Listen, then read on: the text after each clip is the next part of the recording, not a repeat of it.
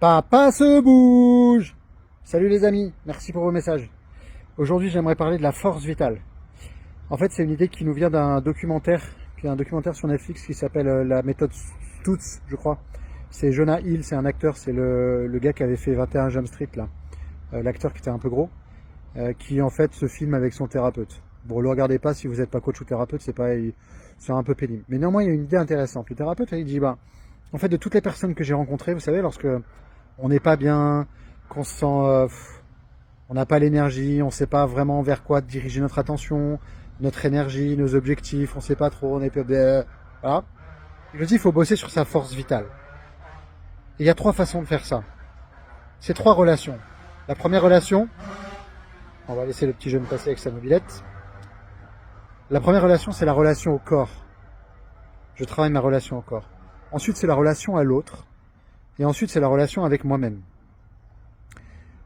Et il explique que 85%, quelque part de la guérison, passe par la relation au corps. Et par l'énergie qu'on a nouvelle. Et donc pour ça, il faut faire attention à son sommeil, son alimentation et la façon dont on se bouge. Voilà, le sport qu'on fait. Aujourd'hui, j'aimerais vous parler du sommeil parce que ce matin, j'ai eu du mal à me lever. Je vous avoue, je me suis levé en me disant, allez, quel exemple tu donnes à ta fille? Et je suis un adepte du tu snoozes, tu loses. Vous connaissez ça? Demain matin ou dans la semaine, si vous snoozez, vous losez. En fait, tu loses pas tellement, mais il y a cette idée que si tu veux pas te lever, tu es en train de dire à ton cerveau, écoute, te lève pas, la vie elle est nulle et pourrie. Alors qu'en fait, la vie est bien et elle est belle et que tu as de la chance de te réveiller. Et par rapport au sommeil, j'aimerais qu'on donne de l'importance à ce sujet-là. Parce que le sommeil, c'est clairement le pont entre une mauvaise journée et une bonne journée. Voilà. Et trop souvent, si on a passé une mauvaise journée, on a tendance à procrastiner, à regarder la série de plus, à faire... Voilà. Et c'est tout le contraire de ce qu'il faut faire. Le but du jeu, c'est vraiment de sacraliser notre sommeil.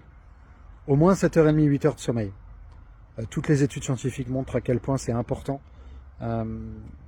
pour notre santé de bien dormir. Alors il y a des petits trucs du jeu au niveau de la chambre.